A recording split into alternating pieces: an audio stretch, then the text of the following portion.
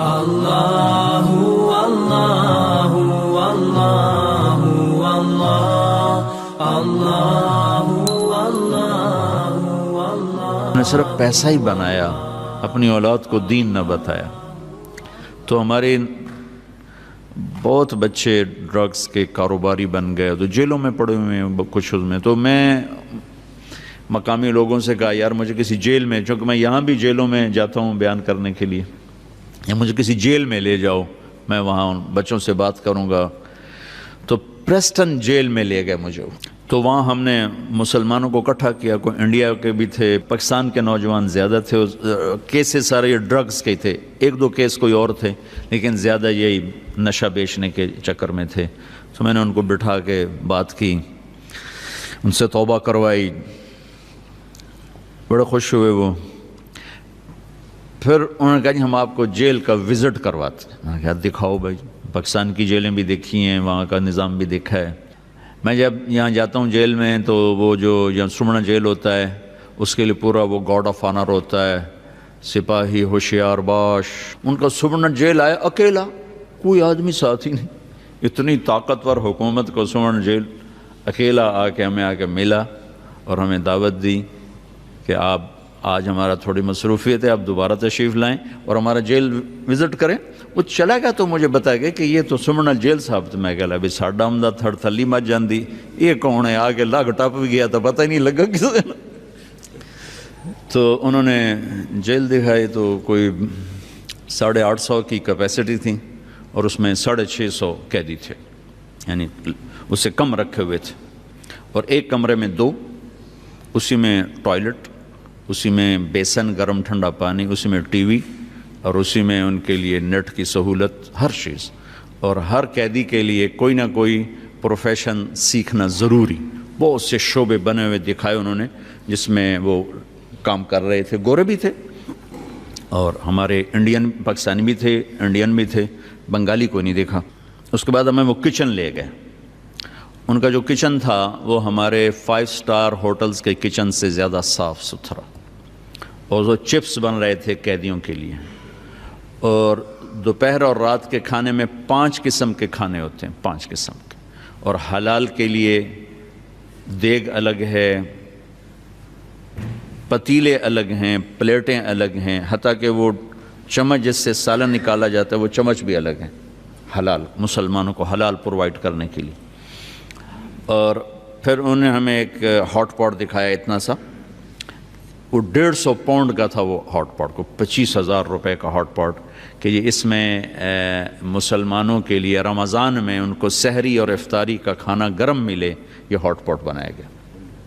چونکہ سحری کا ٹائم ان کا کھانے کا ٹائم نہیں، افطاری کا ٹائم ان کے کھانے کا ٹائم نہیں، تو پھر وہ کھانا اس میں رکھتے ہیں جس میں 8 گھنٹے کھانا گرم رہتا ہے، جیسے دیگ سے نکالا تھا ویسے گرم ہوتا ہے. اس لیے اس کی قیمت 25,000 یعنی 150 پاؤنڈ اس کی قیمت تھی.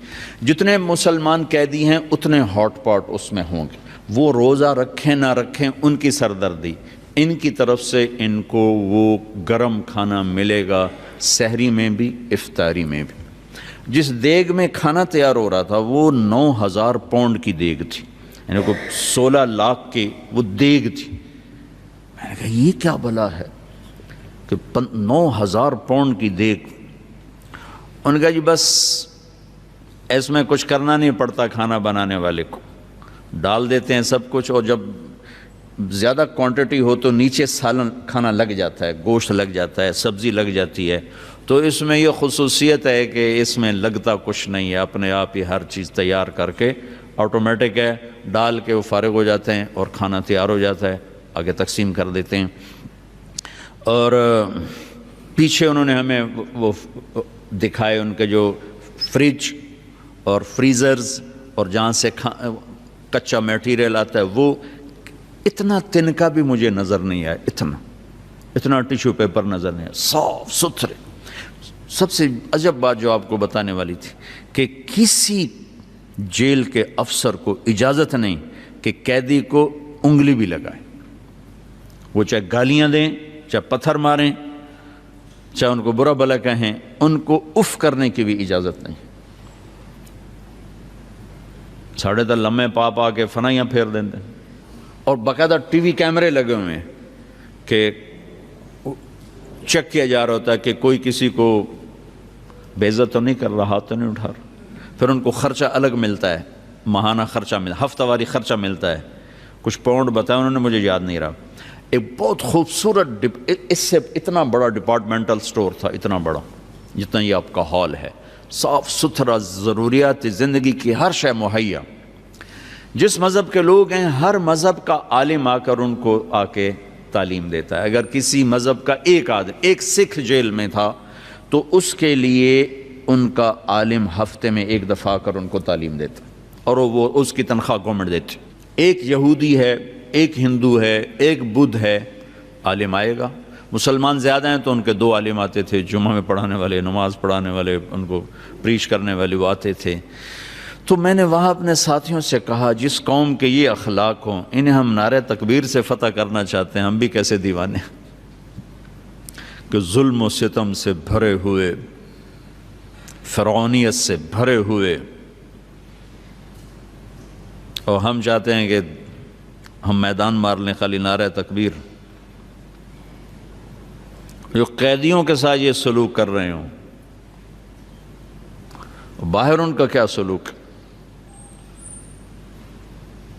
میں تو پریشان ہو گیا، میں کہا ان پہ زوال نہیں آ سکتا، چونکہ ان کی جو برائیاں ہیں وہ انفرادی برائیاں ہیں، اجتماعی ظلم نہیں ان کو یہ فکر نہیں ہے کہ کوئی وکیل کسی کے ساتھ مل کر میرے اوپر جھوٹا کیس کر دے گا، اور کوئی جج کا قلم فروخت ہو جائے گا، کوئی میری زمین پہ قبضہ کر جائے گا، کوئی میری بچی کو اٹھا کے لے جائے گا، یہ ان کو کوئی خوف نہیں۔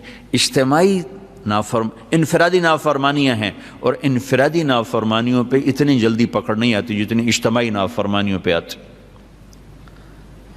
ایک دفعہ موسیٰ علیہ السلام نے اللہ تعالیٰ سے پوچھا، یا اللہ فرعون تو کہتا تھا میں خدا ہوں، تو نے اس کو اتنی لمبی حکومت کیوں دی؟ تو اللہ نے عجب بات کی کہ یہ کم بخت اپنی رعایا میں عدل کرتا تھا اس لیے حکومت۔ ظالم تو بنا جب اس کو پتہ چلا کہ میری گئی حکومت، تو اللہ نے کہا میں نے اس لیے اس کو حکومت دی کہ یہ رعایا میں عدل کرتا تھا، اس لیے حکومت دی، حالانکہ مجھے پتا ہے یہ کم وقت۔ اللہ